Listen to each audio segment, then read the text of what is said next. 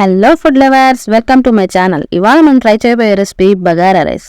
బగారా రైస్కి పెద్ద శ్రమ ఏం అవసరం లేదండి. ఒక పెద్ద గిన్నె పెట్టుకొని 2 కిలోలు వండుకున్న రైస్ గిన్నె పెట్టుకొని దాంట్లో ఒక పెద్ద 3 ఉల్లిపాయలు కోసి 150 గ్రాముల ఆయిల్ వేసి అది వేడెక్కిన తర్వాత ఉల్లిపాయలు వేసి దాంట్లో తిప్పుతా ఉండాలి. బగారా రైస్ ఎందుకు చేశారు, స్పెషల్ ఏంటి అని అడగండి. ఏదో తినాలనిపించింది, దాంతోపాటు మీకు కూడా ఈ రైస్ రెసిపీ చూపించాలనిపించి వీడియో తీశాను. వీడియో మీకు నచ్చినట్లయితే మాత్రం లైక్ చేయడం మాత్రం మర్చిపోకండి. వీడియోని చూసిన తర్వాత మీ ఫ్యామిలీ వాళ్ళకి, ఫ్రెండ్స్కి వీడియో షేర్ చేయండి. అలాగే ఎలా వచ్చిందో మాత్రం టేస్ట్ అనేది కామెంట్ బాక్స్లో కామెంట్ చేయడం మాత్రం మర్చిపోకండి. నా ఛానల్ సబ్స్క్రైబ్ చేసుకోండి. ఇప్పుడు అలా తిప్పుతా ఉన్న తర్వాత దానిలో నిలువుగా కోసిన 4 మిరపకాయలు, అయ్యో 4 అంటే 4 వేసుకోకండి, నేను కొంచెం స్పైసీగా తింటా కాబట్టి కొంచెం ఎక్కువ వేసుకున్నా. అది వేసిన తర్వాత కొత్తిమీర కొంచెం, పుదీనా కొంచెం వేసి ఇంకొంచెం సేపు వేయించుకోవాలి. తిప్పుతే ఉండాలనుకుంటారేమో, కొంచెం తిప్పి ఆపేయండి. మంట మీడియం మీద పెడితే అదే మెల్ల కుక్ అవుతూ ఉంటుంది.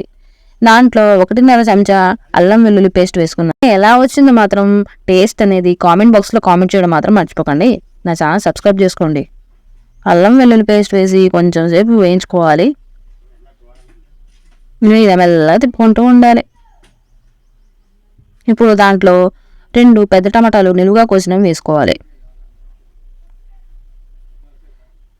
చూడండి, సింపుల్గా ఎవరైనా చుట్టాలు వచ్చినప్పుడు తొందరగా అయిపోవాలనుకుంటే బగారా రైస్ ఇలా ఫాస్ట్గా కుక్ చేసి వాళ్ళకి తొందరగా పెట్టేస్తే వాళ్ళు కూడా తొందరగా తిని తొందరగా వెళ్ళిపోతారు. అలా మాత్రం అనకండి, తొందరగా తిన్నారు కాబట్టి తొందరగా వెళ్ళిపోమని. కొంచెం వాళ్ళు కూడా మాట్లాడడానికి టైం ఉంటుంది కదా. పూర్తి టైం మీరు వంట చేసుకుంటూ కూర్చుంటే వాళ్ళు మీదేం మాట్లాడతారు. ఇలా టమాటాలు వేగిన తర్వాత చూసారా, ఇప్పుడే వేగుతున్నాయి. అడుగు మాడిపోకుండా కలుపుతూ ఉండాలి. దీంట్లో ఎసరు వేసుకున్నాను. 1.5 కిలో బియ్యాన్ని 1 గ్లాస్కి 1.5 నీళ్లు వేసుకోవాలి. అలా ఎసరు వేసుకున్నాను 1.5 కిలోలోకి. ఎసరు వేసిన తర్వాత నీళ్లు బాగా మరిగిన తర్వాత దాంట్లో 1.5 కిలోల బియ్యం వేసుకున్నాను. చూడండి, నాకు ఇంకొంచెం తక్కువ పడుతుంది అనిపించింది.